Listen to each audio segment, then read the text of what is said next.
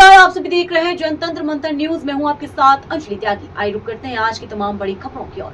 भोपाल मध्य प्रदेश के मुख्यमंत्री मोहन यादव ने इंजीनियर दिवस 2025 पर कहा, हमने एक नई शुरुआत की है जिसके आधार पर 3 प्रकार के पुरस्कार रखे गए हैं।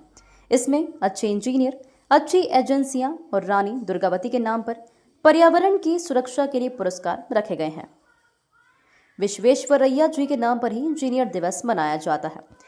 इसी इंजीनियर दिवस के आधार पर यह आयोजन किया गया है, जिसके माध्यम से हमारे विभाग ने कई नवाचार जोड़े हैं।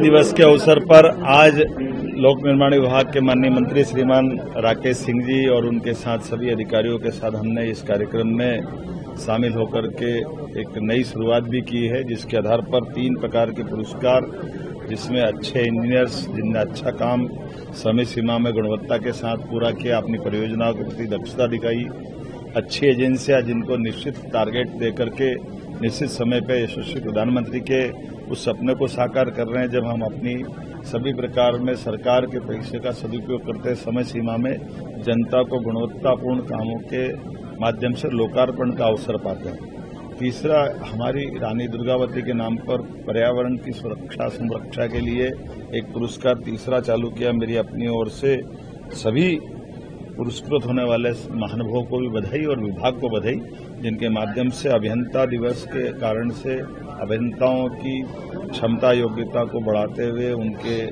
हमारे गौरवशाली अतीत में विश्वेश्वरैया जी बहुत स्वनाम धन्य बड़ा नाम है, जिनके नाम पर ये इंजीनियर डे माना जाता है। तो ये इंजीनियर्स डे के आधार पर जो आयोजन किया गया, जिसके माध्यम से हमारे विभाग में कई नवाचार जोड़े, कई प्रकार के ऐप का लोकार्पण हुआ है और एक सबसे बड़ी Madhya Pradesh engineering research and training institute की स्थापना का प्रस्ताव की हमने घोषणा की है हमारी सरकार के द्वारा। पीडब्ल्यूडी विभाग में माननीय मंत्री जी को बधाई देना चाहूंगा, जिनके कारण से हमारे प्रदेश भर के 2000 से ज्यादा इंजीनियर्स हैं, जो अब रोज अपनी इस व्यवस्थाओं के बलबूते पर नवीन टेक्नोलॉजी से भी रूबरू होना पड़ता है। नए नए कामों के चैलेंज भी आते हैं और कामों की गुणवत्ता भी बनाए रखना। ऐसे में कई बार हमको बाहर हमारे इंजीनियर को ट्रेनिंग के लिए भेजना पड़ता है। इस इंस्टीट्यूट को बनने के बाद बाहर भेजने के बजाय राज्य में ही सभी प्रकार की तकनीकी दक्षता के अवसर वो पाएंगे, जिससे धन बचेगा, पैसा बचेगा, समय बचेगा, श्रम बचेगा और यहीं पे उनकी दक्षता मिल जाएगी। हमारा इंस्टीट्यूट जल्दी से खड़ा हो और लोगों को लाभ मिले, मेरी अपनी ओर से बधाई देना चाहूंगा। और ये जो नवाचार हुआ है कि हमारे यहाँ काम गलत करेगा उस पर कार्रवाई भी हो, लेकिन अच्छे काम वालों को प्रोत्साहन भी दे। कुल मिलाकर आज के इस समय में इसी प्रकार के भाव को चलाए रखने की आवश्यकता है। मैं अपनी ओर से पुनः अच्छे सभी प्रकार के नवाचार की बधाई देता हूं। फिलहाल खबरों में बस इतना ही। बने रहिए जनतंत्र मंथन न्यूज के साथ। धन्यवाद।